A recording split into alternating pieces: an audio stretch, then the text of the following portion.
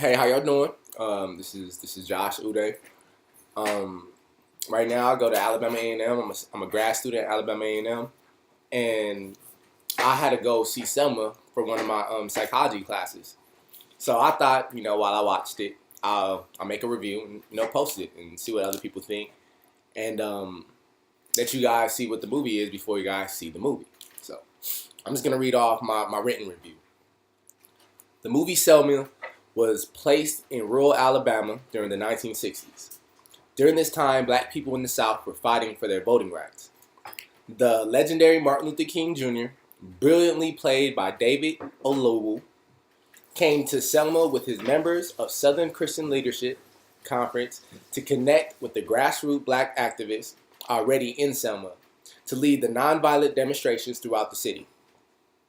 During these demonstrations, director Ava DuVernay was able to depict the several violent acts that were committed against the peaceful protesters by the city officials, being, the officers, the governor letting them do these things. Crazy. The violence against the protesters recreated on film and connected the viewer to the struggles that the black people of the 1960s went through fighting for their voting rights. It also showed how heartless the white people in the South once were. Screenwriter Paul Webb grasped the attention of the viewers by creating a personal dialogue between Dr. King, President LBJ at the time, and his wife, Coretta. And also, they showed personal conversations with his group members of the SCLSC. These conversations allowed the viewers to see a different side of King, allowing us to connect with King's struggle and the movement. Through it all, this was a great movie. Okay? That's the written review. Now, this is my personal opinion about the movie. Now, Selma was a recreated event. This happened, in the around March. Bloody Sunday was March something 1965. Let's say in 1965. Right now we're in 2015. This is almost 50 years ago that this event happened. Now, being a Harpo film and being actually produced by Oprah's production company. And I was thinking the other day, like, Harpo is crazy because in Color Purple, I think Color Purple every time I think Harpo or I think Oprah. So Harpo was, I think, Danny Glover, played by Danny Glover, and he was raping, Whoopi and stuff. And I mean, that's what I think. But besides that, the creating budget for this film was $20 million. $20 million. So my personal opinion, we used $20 million, which, I see everything as a big community because I feel like that is what our people need. We need to stick together, and the thing that's been really wrecking our communities is the whole divide and conquer mentality. So if we're out here separately, it's not going to work. So let's say $20 million coming out of our community to create a Selma. Now, a lot of us, that had some time on this earth has heard about the civil rights movement, and has felt the struggle of the civil rights movement. That is still a real struggle today, Some people that are in Alabama, some people that are still in the rural South are still dealing with that same oppression because as we understand, the United States history, these people came from Europe. They came from Britain. They came from Germany. They came from Italy. And they came here and oppressed the original Native American that lived on this land, pushed them into reservations, massacred their elders and their children. This is what happened. So that story has been told, even though, it's been told from his story, their personal accounts of what happened. And basically it was bloodshed. And that has been their history and their story ever since, even leading up to this 1960s Selma event. It's called Bloody Sunday. So the fact that we still put ourselves in situations like that. Just regarding to the 1960s, because as I watched the video, even though Ava DuVernay, I think I'm murdering her name. I don't want to murder her name, but she was able to create scenes in the movie that was very heart wrenching. It was tear jerkers because she began the movie with the Birmingham girls in the church being just blown up. Boom! Automatically took me, even though I wasn't even alive then. I didn't even know about Alabama then. I wasn't even thought of. But once I seen these girls get blown up on film, it automatically took me there. It automatically took me to the place of the harsh, racist, prejudiced South. But I mean, it's not really surprising to me. Because I understand history. This is the Europeans' history. Everywhere they went, it was terrorism. It was bloodshed. It was killing. This is their history. So I'm saying with these certain scenes that Ava DuVernay was able to create, she just brought me back. I'm 24, so she just brought me back to that oppression. She brought me back to feeling empathy and sympathetic and just low, and why me for these girls. I mean, even though these girls has went on to the afterlife, the forever, the infinity. They are our ancestors now, because if they would have lived and not have been bombed by other Christians, it's crazy because you got to understand these people, our people, black people in America. Black is the label they put on us, but I'm gonna go on for the sake of this review. Black people, that were in the church at that time was bombed by white Christians. So there was black Christians in the church, and there was white Christians outside of the church bombing the church building, killing our little girls. And that's just fact. That's just what it was. So it was cruel seeing it on the scene. I mean, seeing it on the screen, but the scene was real. It's what happened. It was factual.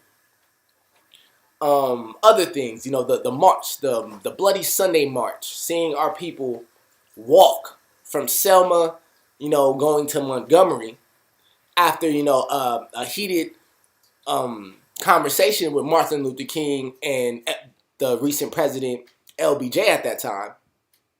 Martin Luther King basically begged. He said it within, in an educated standpoint, as depicted by Ava DuVernay. Written by Paul Webb, though. This is all text written by Paul Webb. You have to remember that. Paul Webb is a European. I just want you guys to know that. Google that. So we still have the European telling this story. So, he spoke to LBJ, telling him about the importance of us having voting rights all around the South, because that was something we were deprived of. We were deprived of voting rights. So after that, LBJ denied him, said, I got other things to do. So they continued on the march so they could bring awareness and show what's going on, and show that we need voting rights now. So, passing a little town, I think the town was called Lyons. They didn't want the black Americans, the black citizens, to pass through their county. These are real Christian folks, too. These are Christian folks denying other Christian folks. I want you guys to understand that. Make sure that's clear. So they didn't want the black people passing through their city. They called them niggas. They didn't want them passing through the city. So you know what they did? They barricaded the side of the city. They barricaded the bridge. And they got ready for war. The white people I speak about of Lyons. I think it was Lyons County. They was on horseback, policemen on horseback. They had policemen with bats, batons. They had one guy they showed actually rolling up one of his bats with barbed wire. I mean, ready to commit violence. And this crowd of black people were just marching peacefully to Montgomery just to get voting rights. I mean, these rights are written in the Constitution. I mean, if you understand the Constitution and read the Bill of Rights, I mean, we're given inalienable rights. meaning you cannot lean on the natural rights of the man. You cannot lean on our rights. We have rights that are written and rights that are not written. I mean, they're given to us by our creator. So these rights are infinite. So voting is definitely one of those. So these people get beat. I mean, bloody on the scene. So it that scene is another scene that brought me back to that oppression. I seen my grandmother, my auntie, my father, my grandfather on screen getting beat. I'm talking about bloody, dripping, and this takes me back to that moment. So in me, I don't know about all the other viewers out there, but it definitely started building a turmoil in my body. Man, these white people are evil. These white people right here are the devils. That's what I seen on screen. I mean, they're regarding to me like I'm chattel. Governor Lee, I think his name was Governor Lee of Alabama at that time. I mean, there was a scene where he sits down with President LBJ, and President LBJ is like, man, you see these civil rights movements, you see these nonviolent demonstrations. Why don't you just give these niggers voting rights? Just give them voting rights. It's given to them anyway in the Constitution. Why not? And the governor's like, man, you basically give these black people one, they're gonna want it all. You give these niggers one thing, they're gonna want something else. You give them that, they're gonna want something else.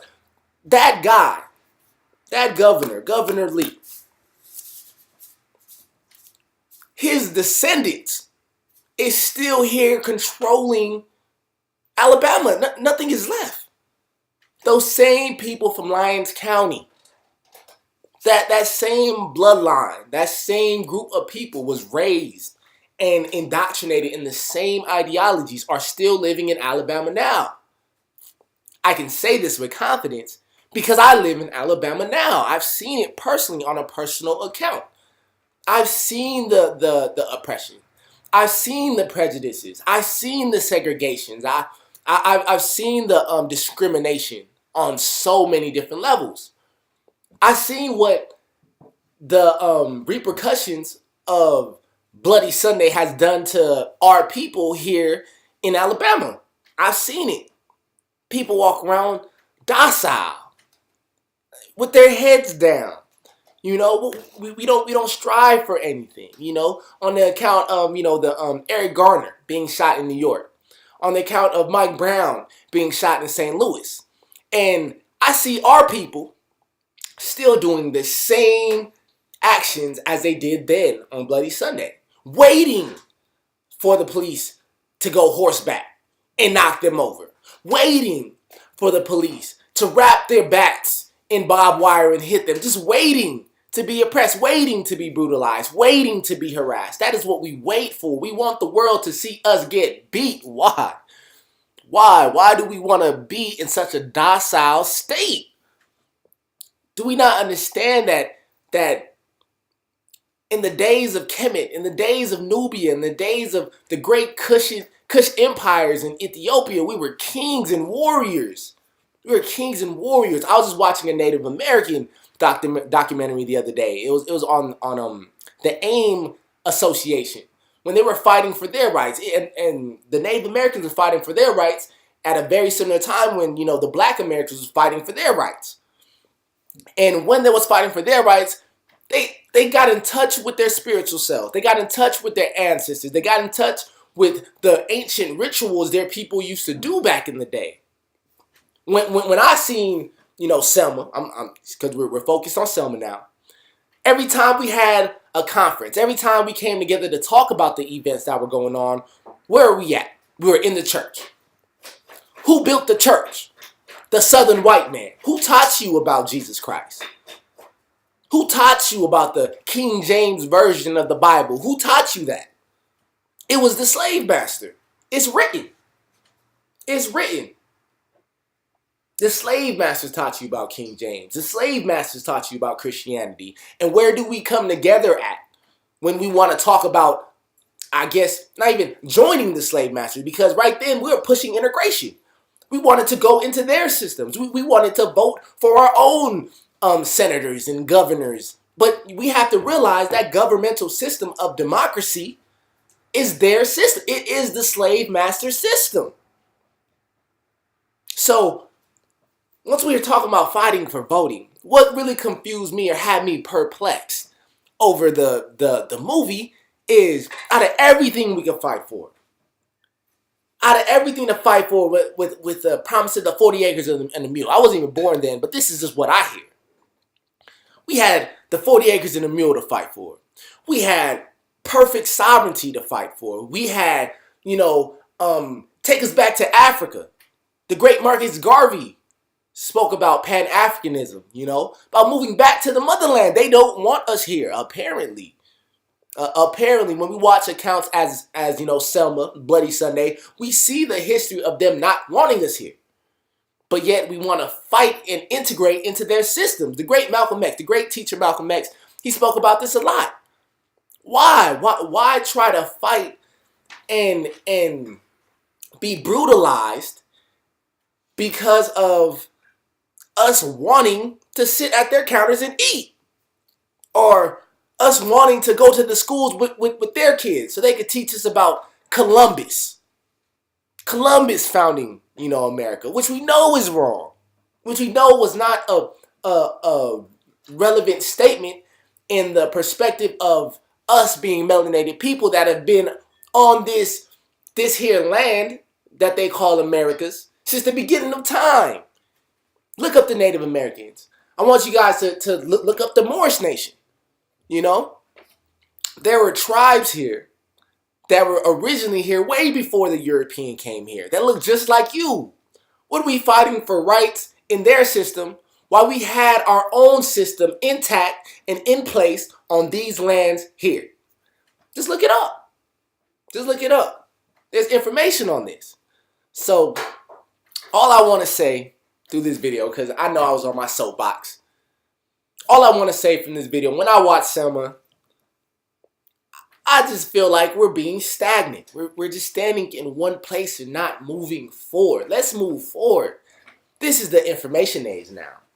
Then you could say during slavery, even though that is a small span of time, when we talk about, being melanated, being African, being black, being whatever. If you look like this, if you have skin of copper color or darker, you are me. You are my bloodline. You are my bloodline, which we have originated from kings and queens, the originators of the earth. Just look at the information, because there's information out here. So as a community, we could go past slavery. I feel like us making movies as in Selma, we're just reminding ourselves of the oppression, a small period of our life. We've been around since the beginning of time. Let's tell that story. We go past the caveman. Let's go past that story. Don't even think paleo. Think the great Asiatics. Think the great Akabulan. Let's think the great Kush. Let's think the great Sudan. The people of very, very dark skin. Those people. There's a lot of stories out here. So, us telling the story of Selma, and I want to say rest in peace all of the ancestors that sacrificed their life for Selma, because that's what they seen fit at that time. So I don't say anything is wrong. I'm not saying anything is wrong with those actions that those people at that time took. But this is our time now. We have to walk through the doors that they opened. We have to live the dream of Martin Luther King. We have to actually put into action these things that our great ancestors sacrificed for, and create our own stories. Instead of Selma, let's talk about the great ancient Kemet, because they're doing it. The Exodus. I know you guys seen the Exodus movie. We're gonna say that for another review. But the Exodus, they're talking about it. The Prince of Egypt, they're talking about it. Now, when are we gonna talk about our story? When are we gonna talk about the great Nubian Empire? When are we gonna talk about the great Marcus Garvey? I haven't even seen a movie depicting that great man's acts. I haven't. So I'm gonna leave you guys with that. I want you guys to look up the Native Americans here. I wanted you guys to look up the Moors. I want you guys to look up the natural people, the indigenous people of this land and all these lands, because we are the originators of this earth. So I want to say peace, love, and balance vibrations to you guys. All right? Comment below if you guys have anything to say. If you guys have any comments or some response to me. Give me clarity. Put me in my place. Correct me if I'm wrong.